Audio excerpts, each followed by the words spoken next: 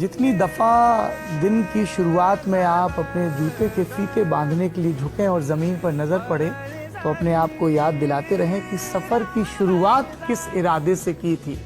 मौज आ रही है या नहीं, बाकी नंबर्स बदलते रहेंगे, गोल पोस्ट बदलते रहेंगे, लक्ष्य बदलते रहेंगे, शाबाशियों के टोकरे मिलते रहेंगे, दुत्कार फटकार भी मिलती रहेगी, लेकिन खुद से मौज नहीं आ रही। वो जो राग है, वो जो रंग है, जिसके चक्कर में मदहोश हुए थे, एक जुनूनियत महसूस की थी, वो नहीं है तो फिर सब बेकार है।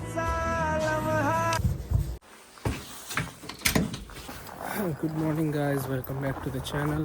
સ્નો ચાલુ છે. આજે જીમ જઈશું, મસ્ત ચેસ્ટ વર્કઆઉટ કરીશું. અને બાય ધ વે મને પોસ્ટ કરતાં એક વીક થઈ ગયું છે અને હવે થોડો કોન્ફિડન્સ બિલ્ડ થઈ રહ્યો છે ધીરે ધીરે. આઈ હોપ કે હું જર્ની કન્ટિન્યુ કરી શકું અને રેગ્યુલર વ્લોગ્સ બનાવી શકું. તો મળીએ જીમમાં. સ્નો પાઇલઅપ કરી દીધો છે આ લોકોએ, એટલે હવે ગાડી સાચવીને કાઢવી પડશે, નહીં તો પાછી ફસાઈ જશે. ગાડી કવર થઈ ગઈ છે સ્નોમાં, સો સ્નો સાફ કરીને પછી નીકળીએ. ઓકે, કાર ઇઝ ક્લીન અને let's go.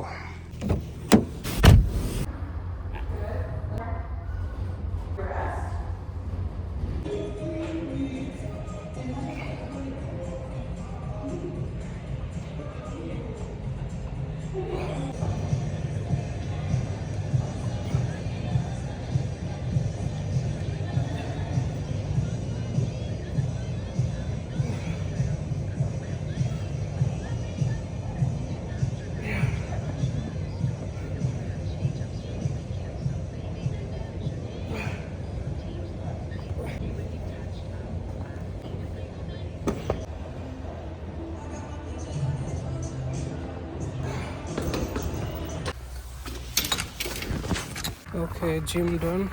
Let's go to home.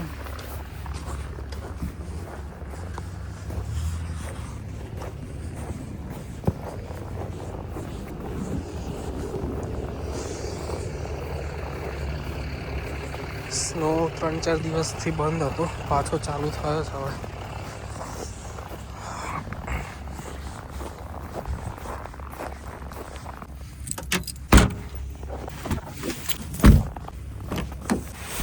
સાત વ્લોગ પૂરા, 8મો વ્લોગ છે અને મારું સ્કેડ્યુલ પ્રીટી મચ સેમ જ હોય છે એવરી ડે.